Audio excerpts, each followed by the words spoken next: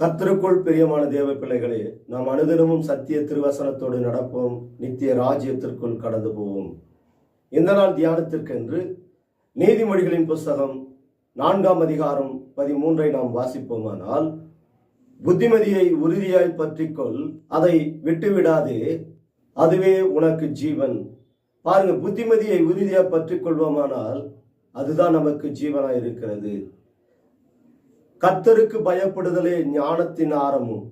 அவர்தான் ஞானம், இயேசு கிறிஸ்துதான் புத்தி, அறிவு. அப்ப கர்த்தருக்கு பயந்து நாம் அவர் வழிகளிலே நடக்கும்போது ஞானத்தை சம்பாதி, புத்தியையும் சம்பாதி. என் வாயின் வார்த்தைகளை மாறாமலும் அதை விட்டு விலகாமலும் இரு. அதை விட்டு விடாதே, அது உன்னை தற்காக்கும். அதன் மேல் பிரியமாயிரு, அது உன்னை காத்துக்கொள்ளும். ஞானமே முக்கியம், ஞானத்தை சம்பாதி. எண்ணத்தை சம்பாதித்தாலும் புத்தியை சம்பாதித்துக்கொள். ஏனெனில் ஞானம், புத்தி, அறிவு தேவனிடத்தில் வருகிறது. கர்த்தருக்கு பயப்படுதலே ஞானத்தின் ஆரம்பம். இந்த தேவனிடத்தில் நாம் பயந்து அவர் வழிகளில் நாம் நடப்போமானால் என் தேவனாகிய கர்த்தர் நித்தியத்திற்கு நம்மை கொண்டு போவார். உன் தகப்பனுடைய போதகத்தை கேள். நமக்கு தாயாகும் தகப்பனுமாய் இருக்கிறவர் கர்த்தராகிய இயேசு கிறிஸ்து.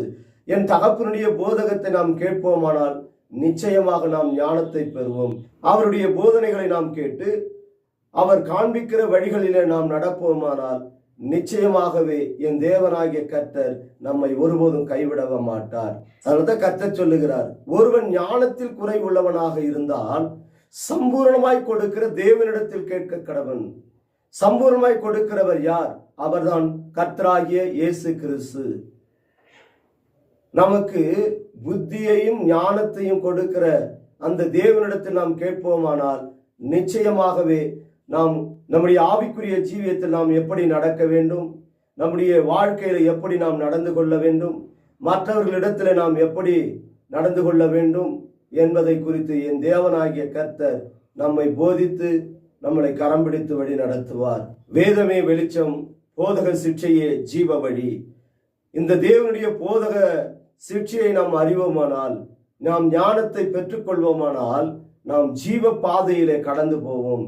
என் தேவனுடைய வார்த்தைகளுக்கு நாம் உண்மையாய் செவி கொடுத்து நடப்போமானால் ஜீவனுள்ள தேவனாகிய கர்த்தர் புத்தி, அறிவு, ஞானத்தை நமக்கு கொடுத்து நித்திய ராஜ்யத்திற்கு நேராக நம்மை கொண்டு போய் சேர்ப்பார்.